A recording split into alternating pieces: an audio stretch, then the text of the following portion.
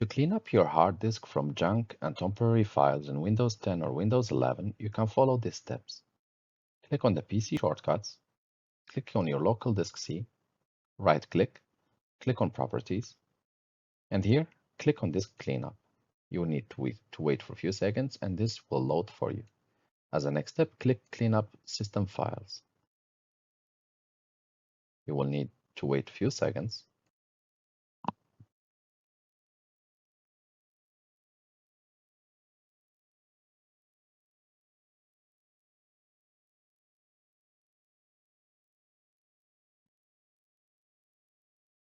Once done, this window will pop up for you with all these temporary junk files.